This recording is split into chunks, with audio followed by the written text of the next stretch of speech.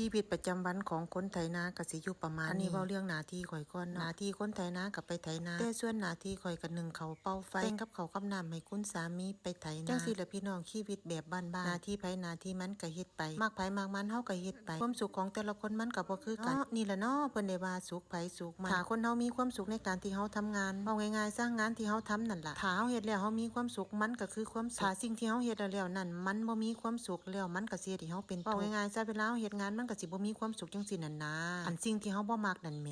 เอามันบ่แม่นหน้าที่ดอกพี่น้องแล้วแต่ความสุขของไผมันเพราะว่าคนเฮามักอีหยังเฮาก็เฮ็ดอันนั้นล่ะถ้าเฮาเฮ็ดแล้วเฮามีความสุขก็เฮ็ดไปแต่ว่าเฮาก็อย่าไปเบียดเบียนคนอื่นนั่นล่ะเนาะมันก็คือคำข่อยเว้านั่นล่ะสุขไผสุขมันมักไผมักมันก็ขึ้นอยู่กับตัวของคนคนนั้นความชอบส่วนบุคคลผู้ใดมักอีหยังเฮาก็เฮ็ดอันนั้นมื้อนี้ก็ไปไถนาบ่แม่นได้ไปหว่านเด้มื้อนี้เพิ่นก็มาบอกให้ไปไถนาแต่เช้าว่าแล้วได้ก็แต่งกับเขาวกับน้ำให้คุณสามีขึ้นช่วงนี้มันก็ฝนลงมาแล้วผู้ใดก็ฟ้าวผู้ใดก็ฟ้าวเอาง่ายๆซะต่างคนต่างฟ้าวถ้าเมื่อเพิ่นฟ้าวแล้วข่อยก็ต้องฟ้าวนํเพิ่นเนาะหมู่เจ้าว่าบ่ถ้าคนลูกค้าฟ้าวเจ้าของรถก็ต้องฟ้าวนํตัวบ่ฟ้าวจังได๋ในเมื่อเพิ่นมาบอกเฮาก็ต้องไปลูกค้าคือพ่อเจ้าข่อยเฮ็ดตามใจเพิ่นหมดทุกสิ่งอย่างขอให้เพิ่นสั่งมาจัดไปจ้าจวด